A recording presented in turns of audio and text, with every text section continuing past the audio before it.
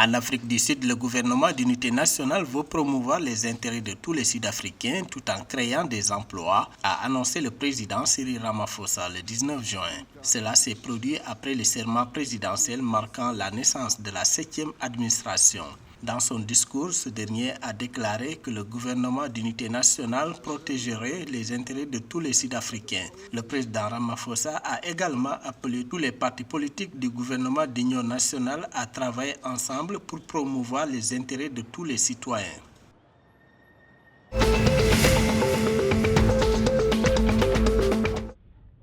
Les réserves détenues par les banques mozambicaines sont tombées à 254,29 millions de métiquets, environ 3 685 millions d'euros en avril 2024, après avoir atteint un niveau record en mars, selon les données de la Banque centrale du jeudi 20 juin 2024. Selon l'institution, le volume des réserves se compare au record de 3 698 millions d'euros en mars 2024, soit une baisse de 0,3% en un mois. Au cours des 12 mois précédents fin avril 2024, le volume de ces réserves obligatoires constituées par les banques mozambicaines a augmenté de 53,3%, un chiffre qui s'élève à 30,6% depuis fin décembre 2022, alors qu'elle s'est levée à seulement 900 millions d'euros.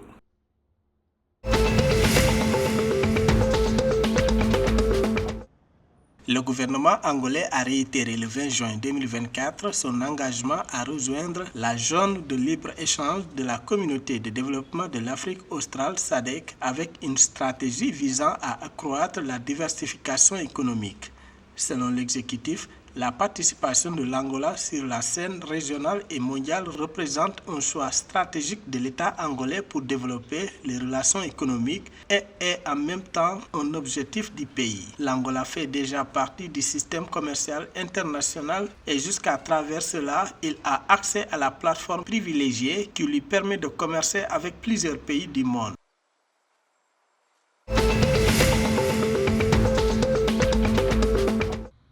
Près de la moitié de la population namibienne sera confrontée à l'insécurité alimentaire entre juillet et septembre 2024, alors que le pays a signalé près de 2000 cas de malnutrition. C'est ce qu'indique le bureau du Premier ministre dans son dernier rapport sur la situation en matière de sécheresse du 20 juin 2024.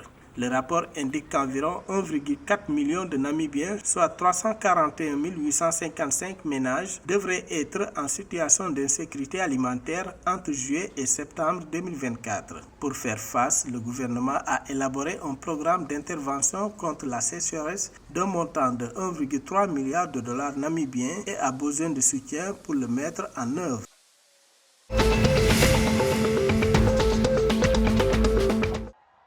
Après une mauvaise performance lors des récents éliminatoires de la Coupe du Monde de la CAF, où elle a perdu contre le Lesotho et l'Afrique du Sud, l'équipe senior masculine de football du Zimbabwe a perdu 7 places dans le dernier classement de la FIFA, publié le 20 juin 2024. Les Warriors sont actuellement classés 129e au monde, tandis que l'Argentine conserve la première place. Sur le continent africain, le Zimbabwe est actuellement classé 38e, soit 5 places de moins que la 33e position qu'il occupait auparavant. Le classement FIFA le plus élevé jamais enregistré par le Zimbabwe a été atteint en 1994, alors qu'il se classait au 39e rang mondial.